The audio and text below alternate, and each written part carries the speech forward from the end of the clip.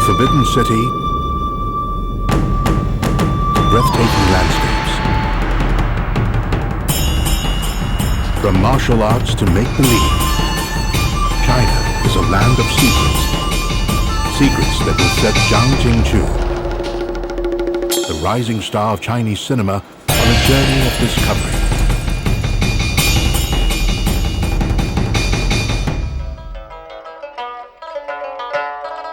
The ancient Chinese once played a sport that resembles what is today called the beautiful game, soccer. Could this popular sport the English are often credited with inventing has its earliest roots in China?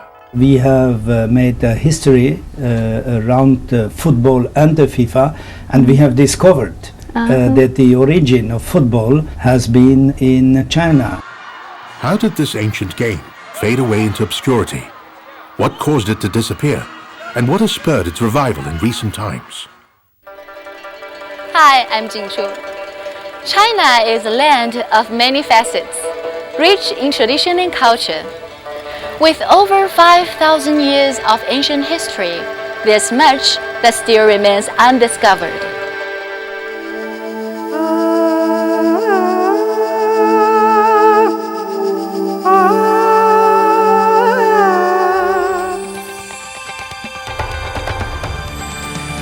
This is Beijing, a city of contrasts, where China's past and future meet. It's here that Zhang Jingchu begins her search for answers about the earliest form of soccer ever played. The modern skyscrapers of Beijing represent the new face of China. Towering commercial structures and numerous shopping districts pepper the city, symbols of China's rising prosperity. Yet another symbol of China's entry into the international arena is its hosting of the 2008 Olympics.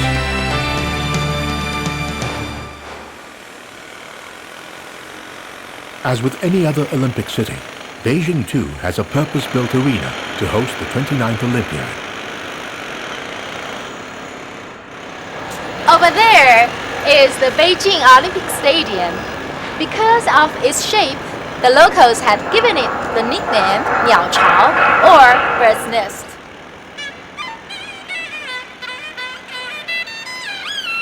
China's interest in sports, however, isn't a recent development. Not far from such modern structures lie the hutongs of old-world Beijing.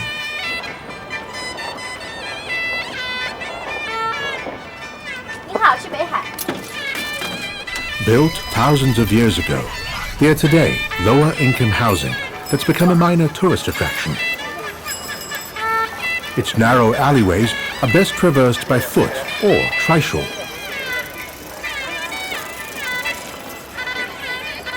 In the days of the emperors, these very streets may well have been makeshift arenas for the many ancient sports and games that were invented in China. Not surprising for a nation which now dominates the field. It is perhaps apt for the Olympics, the most prestigious of international sporting events, to come to China, because the pursuit of sports and sporting excellence has a long and illustrious history here.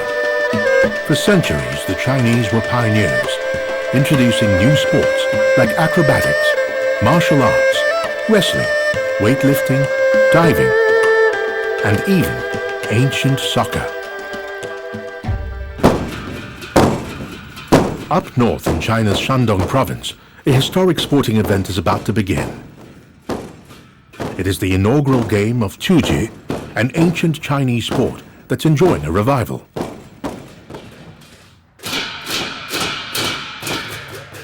This is the first time in hundreds of years Chuji is being played competitively on such a large scale.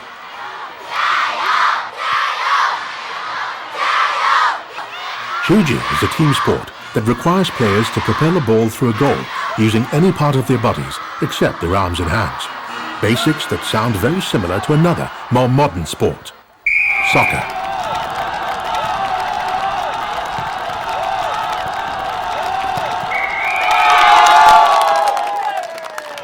Soccer is a game that is loved all the world over, but especially so in the West, where almost all the major soccer competitions are organized.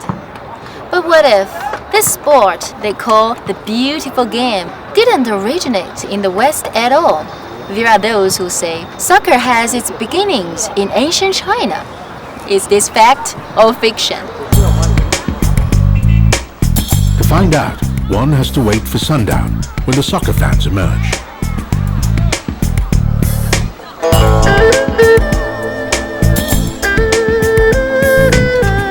This is one of Beijing's favorite watering holes for soccer fans. Let's see what they really know about the origins of their favorite game. And where do you think soccer originated? I think from England. I don't know, I was watching some TV program that was saying that it's England. 足球好像最早起源于埃及吧，埃及啊，好像书上面有记载。那个时候是宫廷里面一种运动，应该是英格兰。那你呢？你怎么看？英格兰，他答得很对。完了，我是一个球迷，这是应该最起码的知识。那么就说在最早的时候，这是一种英国的宫廷活动，上层人物玩的。Most people seem to think soccer is an English invention, but tomorrow I will be meeting someone who has a different opinion.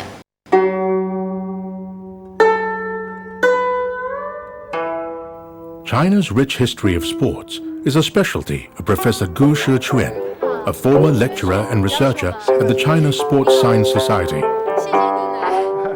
那在我们中国，就是古代的体育活动主要都分哪些呢？中国古代体育呢，大致可以分成3大类。第一类呢就是军事体育，就是基本上大概有1半以上的项目都跟军事有关系。这个比如说这个武术，这大家知道了。甚至我们的跑跳投还有这个足球、马球，都跟军事有关系。还有射箭。第二种呢就是这个娱乐游戏体育。比如说放风筝，比如说跳绳、踢毽子、舞龙、舞狮，像这些东西叫娱乐体育。第3种呢是养生体育，又叫医疗体育。比如说太极拳、五禽戏、八段锦，等等这些东西都属于医疗体育。那么中国古代就有足球吗？中国古代足球叫蹴鞠。蹴鞠。蹴呢就是踢的意思，鞠就是球的意思。这个又叫踏鞠和细球。那如果我想找到更多关于蹴鞠的资料，我应该去哪里找？你要想了解更多的资料的话，最好去问一下体育博物馆的崔乐全教授。The similarities between the two games warrant more answers, so Jing Chu will have to dig deep into China's past. A journey that will take her back thousands of years into the Chinese origins of the beautiful game.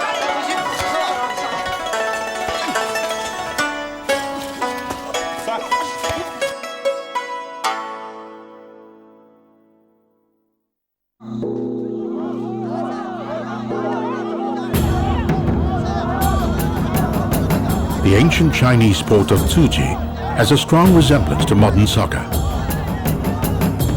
In both sports, players use any part of their bodies except their arms and hands to propel the ball. The object in both games is to put the ball through a goal. But unlike soccer, the Tzuji goal stood 3 meters in the air.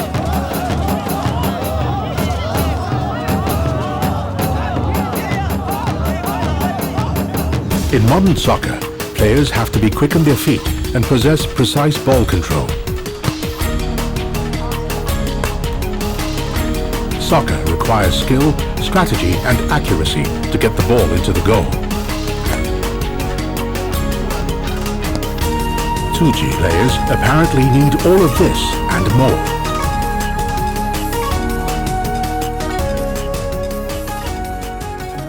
Jing Chu has sought out a leading expert in Tzuji, Professor Cui Le-Chuan, a researcher at the China Sports Museum. His extensive studies have traced the ancient sport to its very beginnings. 崔老师您好，我是张静初。请。是古教授推荐我来的，说您是研究蹴鞠的专家。欢迎坐。那个蹴鞠是不是足球的前身呢？或者跟足球有什么关系吗？可以这么说，古代的蹴鞠呢跟现代的足球呢，它很多地方是相同的，包括一些踢法，还有一些竞技性，但是也有不同。古代的蹴鞠呢，它是一个球门，就在中央有一个球门，现代足球呢是2个球门啊，这是它的很大的不同，两边各一个。哎，对。那个远处的那个是那是汉代的蹴鞠复原的一个复制品。汉代的蹴鞠呢有一个特点是实心的，它用4片这个皮子包起来缝起来，中间呢塞上毛发。所以这个时候还没有发。里面塞的什么毛？就是毛发，就是头发吗？对，就是人的毛发或者其他动物的毛发都可以。作为填充物，它增加它的弹性。我这存的资料可以给你看一下。Professor Cui tells Jing Chu about several ancient texts that mention Chuji. 看一下。The historical record called Boshu outlines a legend which tells of how Tuji was invented when the Yellow Emperor, who ruled China just before 3000 BC, cut off the head of his mortal enemy, Qi Yo, and kicked it around. Remarkably, the story that surrounds the invention of soccer in England also has such macabre details.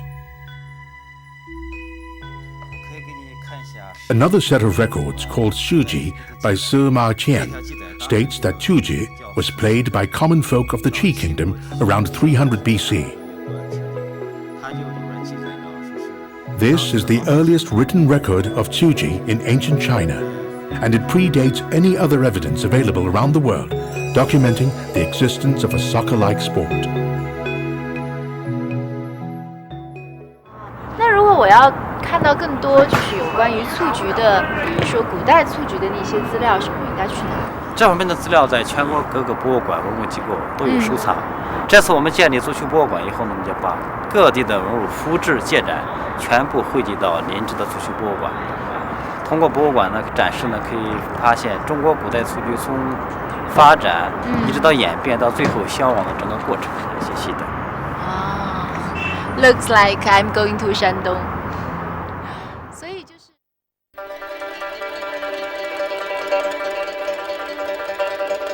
With new information on Tuji in hand, Jing Chu embarks on a cross-country journey to Shandong, a large province south of Beijing.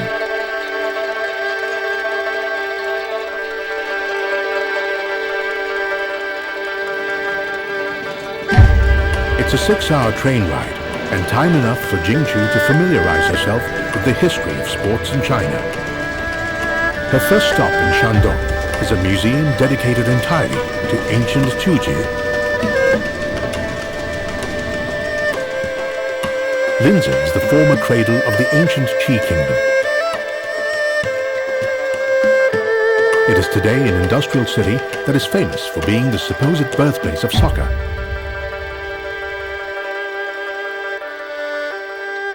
We are now standing in Linzhi, the city where Cuju was first created. Up to now, we've been managing documents that prove Cuju's existence. But now, housed in this museum is physical proof of Cuju's ancient heritage.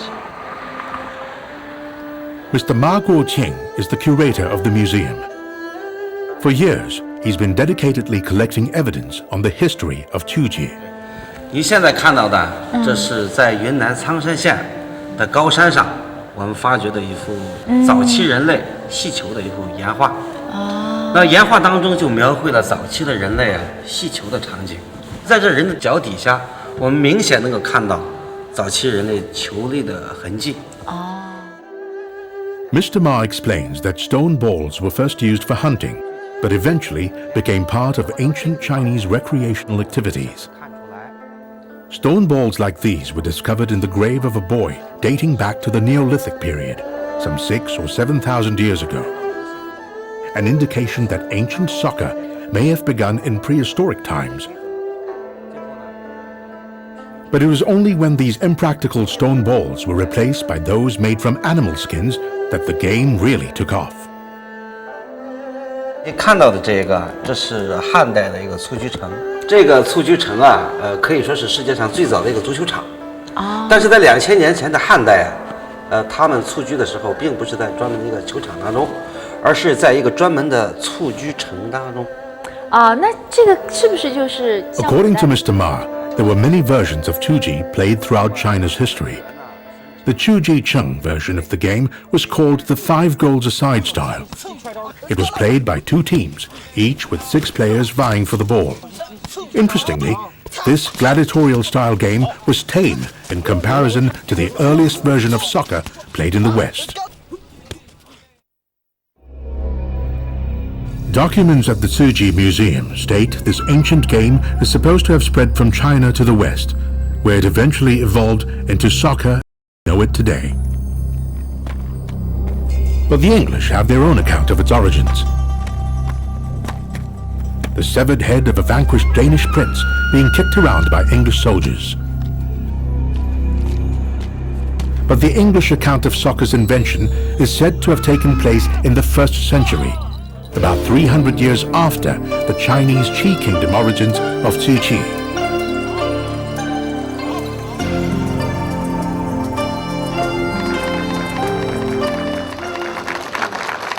For China, the historical evidence of Chuji's origins and its similarity with modern soccer was proof enough for FIFA, the Fédération Internationale de Football Association, to declare Linz the official birthplace of soccer.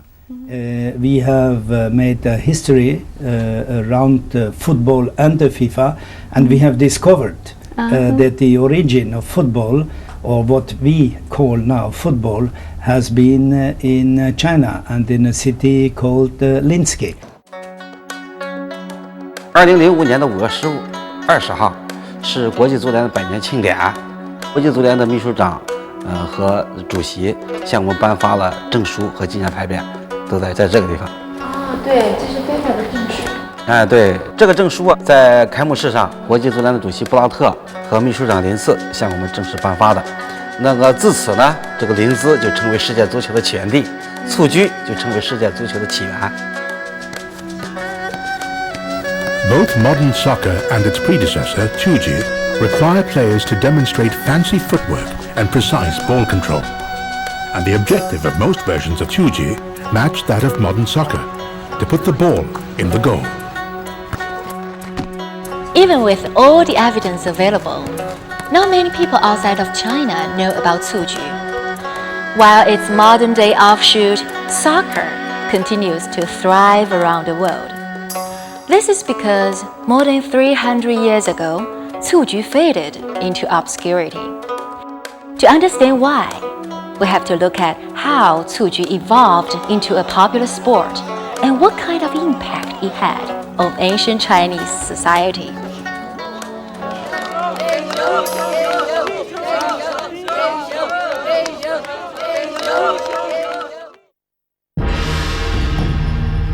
Jing Chu is here in Shandong to uncover more about the ancient Chinese sport of Chuji, because it was here, in the land of Confucius, that Chuji, recognized as the predecessor of modern soccer, was once played with great enthusiasm.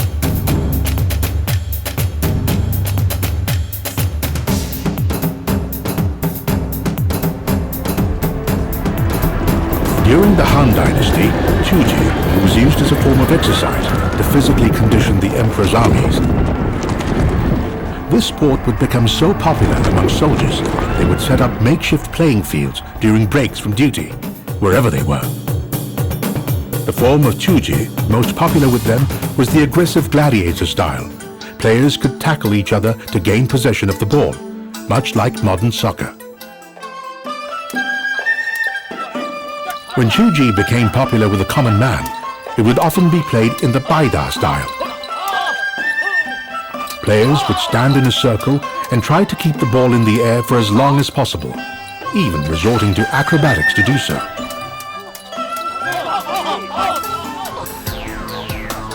The version of Chuji that's played today involves 2 teams of 6 players each on opposite sides of a net, sprung 3 meters above the ground.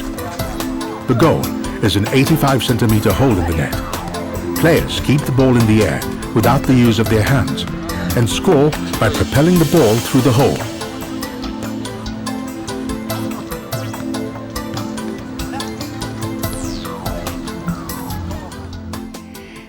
how Cuji is played today. This follows the competitive style of the game that was popular in the Tang Dynasty.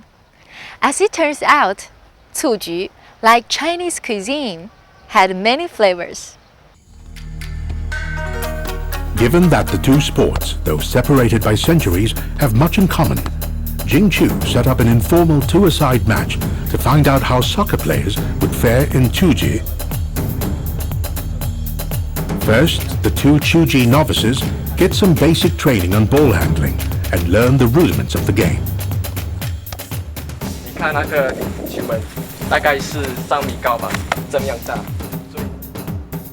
Then they try juggling the balls themselves and realize it takes some getting used to.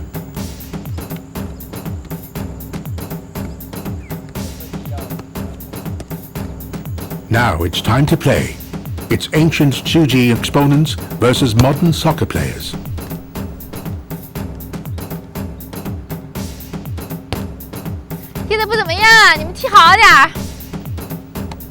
Scoring at soccer is hard enough, but the relatively smaller and higher Cuji goal requires even more precision and accuracy.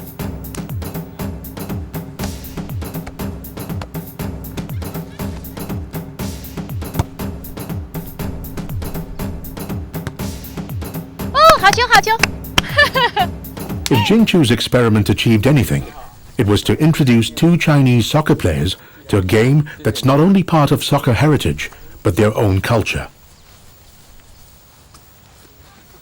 觉得虽然我现在是足球队员，但是觉得蹴鞠还是和足球有很大的不同的，因为它不能让足球落到地上，而且它的球门也非常的小，射门是非常困难的。其实之前看别人玩蹴鞠的时候，似乎觉得非常的简单，感觉和足球很相似，但是实际上自己去玩的时候就觉得非常的难。其实你不让蹴鞠落在地上，这是一件非常难的事情，因为力量控制你需要非常的协调。所以说，我觉得如果说一个人足球踢得很好，就不一定他蹴鞠也能踢得很好。Jing Chu has appreciated Cuji from a distance, but to fully understand the finer nuances, she needs to find an expert practitioner of the sport, and Linzi is just the place to find such a person. Ren Yuangan coaches Cuji in local schools and intimately knows all the ins and outs of the sport. 告诉我，就是像这些玩法和规则，就是有参考什么古代的文献啊，或者什么记载吗？哦，这个有，它是由宋代的这个王元成的一个叫《蹴鞠图谱》，就是这个。啊，你还带来？你看它里边有这个比赛场地，是吧？哦，对对对。再就是这个门，主要是这个门啊，它这个单球门的对抗性的这个场地啊是长16米，宽6米。哦。它分为左右军，也叫左棚右棚。裁判呢有执宾，还有副执宾。打的时候，他的球员的位置还有那个名称啊，都有很详细的要求，职责。那什么样就算是，比如说，对方赢了，或者他这个赢球就是通过这个笑色，起球以后由球头把这个球渡过风流眼儿，这就胜一筹。再有啊，就是他靠什么正负斜，还有散力啊，这几个球员呢给他救球。他们负责是帮助这个球，只要在这边落了地了就输了吗？对，落地啊就是对方胜一筹。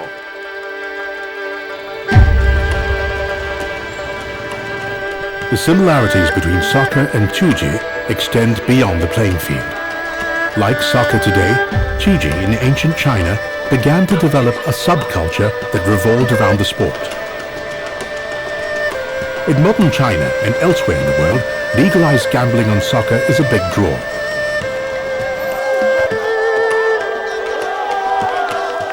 Similarly, gambling in Cuji games in ancient China was also a big part of the sport.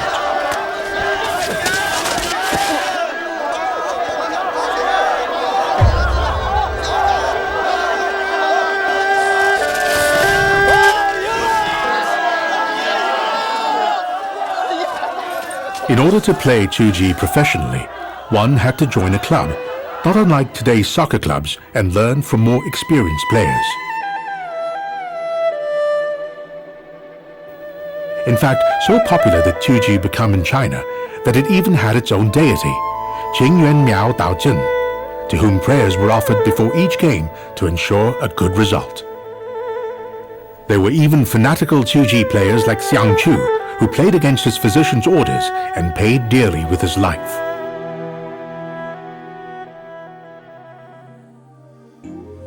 Today, not only is professional soccer a big business, but the sale of club memorabilia is a highly lucrative spin-off. And you'll find almost anything and everything with club colors and motifs for the die-hard fan to acquire.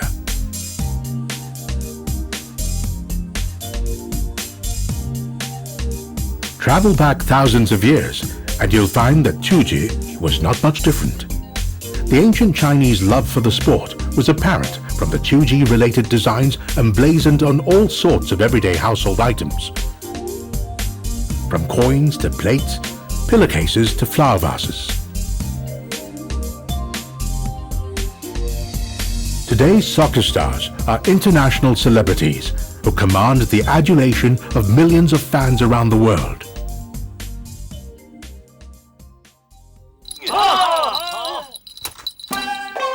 Ancient Tuji too had its heroes, men like Gao Qiu. He was a commoner with uncommon Tuji skills.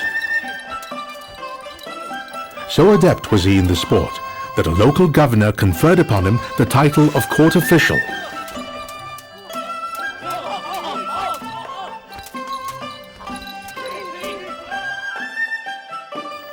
Men weren't the only ones who were good at Tuji. During the Tang Dynasty, many women were engaged in the game as well. In fact, there's a story about a girl who was so adept at this ancient game, she defeated a group of soldiers with a skillful play. Needless to say, the men were less than thrilled. As Tuji became more of an everyman sport in ancient China, it also attracted to it negative elements. What was a national passion would become a national obsession. In time, Tuji's runaway popularity in ancient China exposed the darker side of the sport and the subculture it spawned. Vices flourished. To put an end to Chinese society's downward spiral, steps were taken that would trigger the demise of Tuji.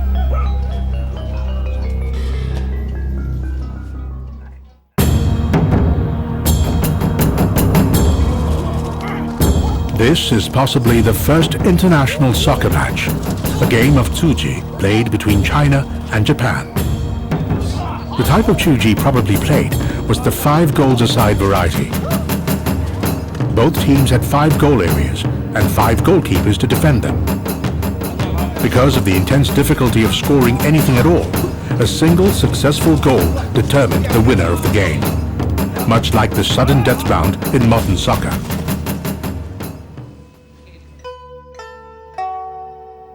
But how did the Japanese learn to play Tuji? To find out, Jing Chu is off to meet an expert on China's old trade routes. Professor Valerie Hansen believes these old channels of international trade could well have been the transmitter of not only goods, but aspects of Chinese culture like Tuji to the outside world. According to Professor Hansen, the many Silk Road trade routes linked China to countries such as Rome, India, Central Asia, Iran, Japan, and Korea. And what other forms of ball games throughout the world could have their origins in Tuji? I think the clearest example is in Japan, the game of Kemari, and then also in Malaysia, there's a modern game that's very similar. So those look like clear examples of the transmission of Tuju to other places. To me, the most obvious candidate for the transmission of this game from China into Europe would be the Mongol Empire in the 13th and 14th centuries, because the Mongols had conquered all of Eurasia, and there was a lot of contact, overland contact, across Eurasia. Could Chinese Tuji have traveled to other countries through such foreign trade? Yeah, I don't think that they were trading the balls per se, but I think when in all of this trade, if it's overland trade and also sea trade, there's long periods of time when people are sitting around, and overland trade, they're waiting for ice to melt, or they're waiting for the summer to end. In sea trade, they're waiting for the monsoon winds to come. So people are sitting around, traders from different countries, and that seems natural that they would see the games each other were playing and start playing them together.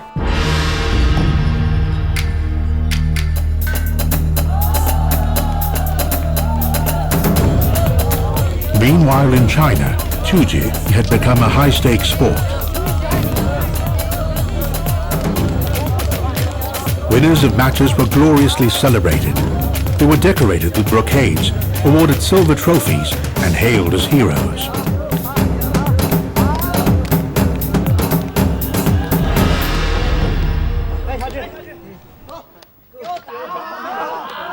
But those who lost, on the other hand, received only public humiliation. According to historical records, their faces were smeared with white powder before they were publicly flogged.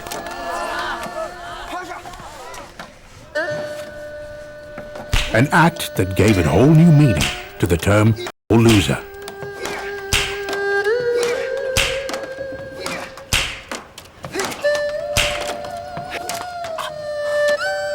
Soon, Chuji's reputation as a sport of honor began to take a beating as well.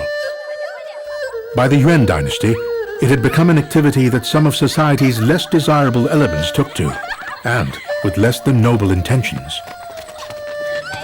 Prostitutes, realizing the hold Tuji had on a young man, used the game to attract the attention of potential customers, and this might have caused its decline.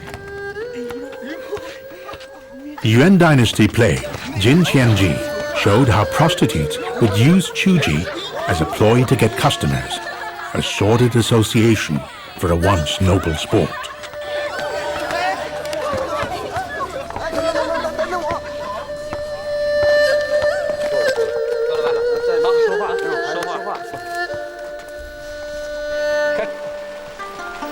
What had come to be seen as Chuji's corrupting hold also threatened the imperial administration.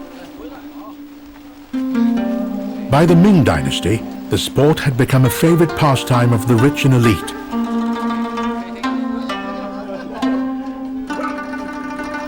Court officials and royalty, intoxicated by Tuji and a lifestyle of drunken frivolity, began to neglect official duties. To prevent a complete breakdown in social order, the Ming government finally prohibited the game, and Chuji's popularity began to wane. Then, when the Manchurians invaded the Forbidden City in 1279 AD to rule as the Qing dynasty, Tuji was completely stamped out. The new Manchurian masters asserted their authority by wiping out any trace of Ming China, Chuji included. What we know for sure, without a shadow of a doubt, is that Tuju was the first soccer-like game in recorded history throughout the world. And it's also documented that Tuju did spread to Japan and Southeast Asia. In this shrine in modern Japan, an ancient ball game, a variation of Chuji called Kemari, is about to begin. Through Japan's early diplomatic ties with China, Chuji was imported into Japanese culture centuries ago. Kemari features an elaborate costume and highly ritualistic pre-game preparations. This sport is similar to the Baidar style of Chuji, in which players stand in a circle and keep the ball aloft while passing to each other. So close are the two sports, even the Japanese characters for Kemari and the Chinese characters for Chuji are one and the same. Kemari is still important in Japan today as a ceremonial kickoff to each new year.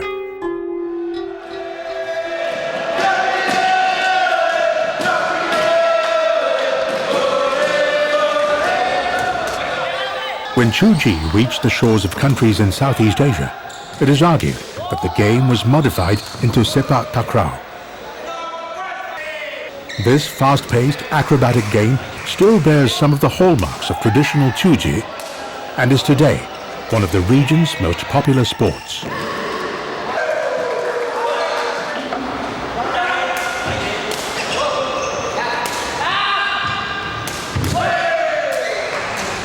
Mr. Halim Kadir is the president of the Sepak Takraw Association in Singapore and has a clear grasp of the game and its history. Sepak mean kick, takraw mean the ball. So Sepak Takraw. This is a game where you use your leg, use your head, you cannot use your hand. The game being played by 3 by 3, but each set you must win. The ended point is 21 points. You will see in the game of Sepak Takraw, the feeder play a very important part to pass the ball to the striker who hit the ball. The server is very important because you must serve the ball to your opponent. So a combination of striker, server and feeder are very, very important in the game of Sepak Takraw.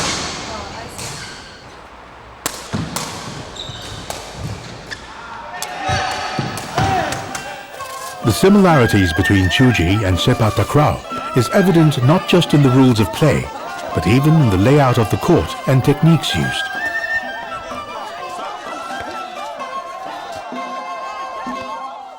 The combination of Suchu have traveled from China, go down to the island and nearby country and make the flavor of the game of Sepak Takraw, which also originated from Nusantara, be part of the combination ingredient to make Sepak Takraw.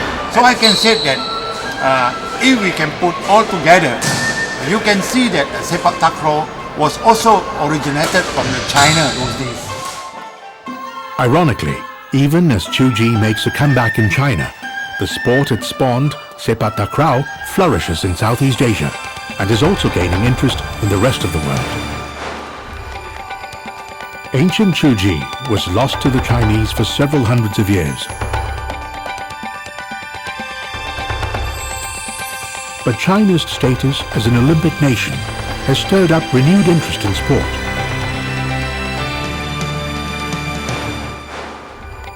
As China looks for glory in the international sporting arena, Chuji has inadvertently become an unexpected beneficiary. The steady rise of Chuji in China is in no small way the result of concerted efforts by its die-hard fans, including officials in the city of Linzi, the epicenter of the modern Chuji movement. With increasing interest in the sport, Chuji-related businesses are also growing.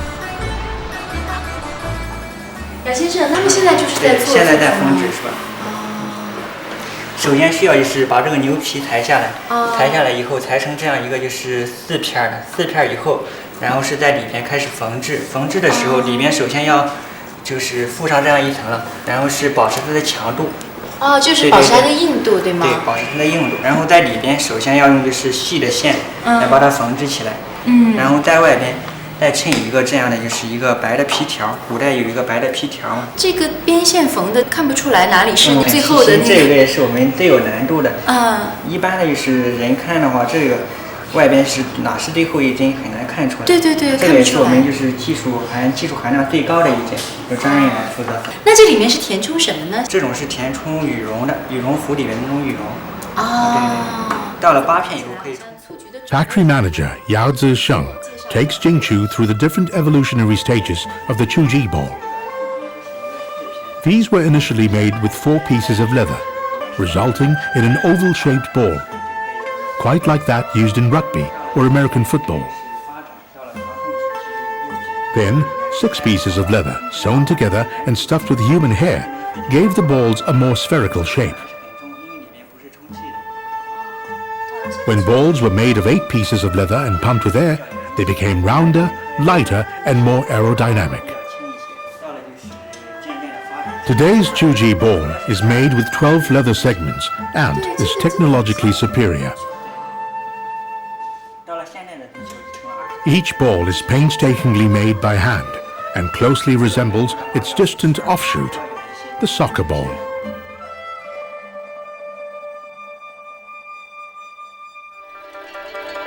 Zhang Jingchu's journey to find the origins of modern soccer began in Beijing, where she discovered that historically the Chinese were pioneers of many ancient sports, including what was possibly the very first form of soccer, Qiuji.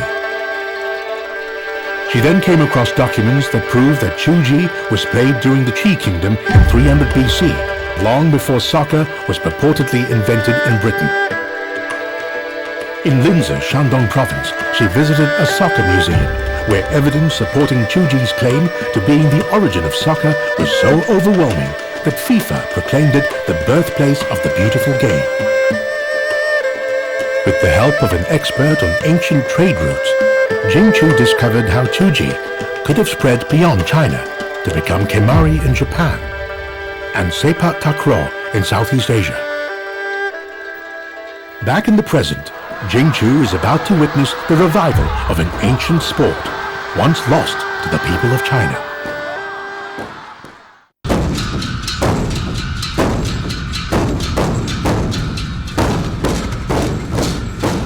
The once forgotten ancient sport of Qiuji is alive and kicking in Shandong Province.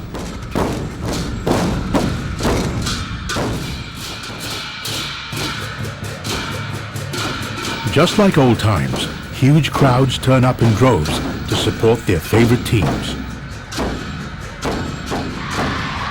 Today, China is seeing a renaissance of what some say is ancient soccer.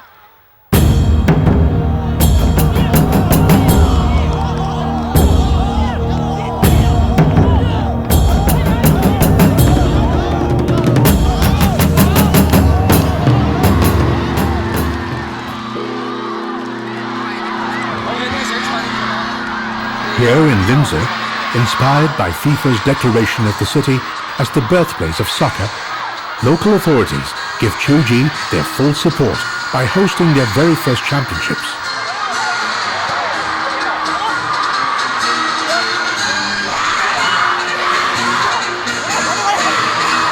Although die-hard soccer fans may find this claim difficult to accept, for the Qiuji enthusiasts, there is little doubt that modern soccer in its ancient form was first played here in China.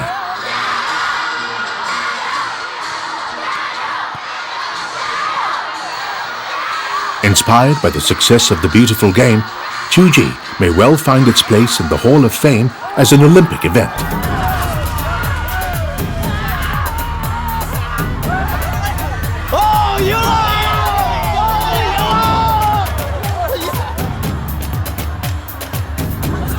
Ancient sport will be played in stadiums around the world. An achievement that will certainly be a source of national pride for the Chinese.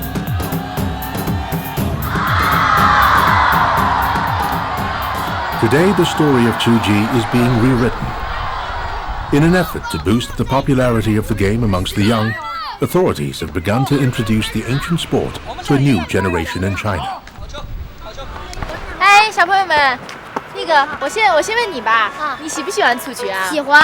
喜欢蹴鞠，你呢？喜欢。我喜欢蹴鞠。那你是从什么时候开始？5、6岁。5、6岁。那你们平常就是喜欢蹴鞠还是喜欢足球？都喜欢。都喜欢。2个课都上吗？平常？都上。都上。你知不知道这个蹴鞠是跟足球是什么关系啊？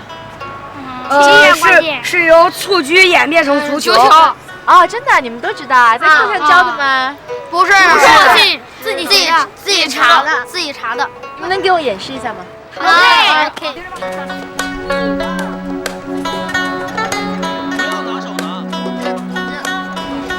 In these children lies the hope that this ancient sport, the earliest form of modern soccer, will find a new following beyond China.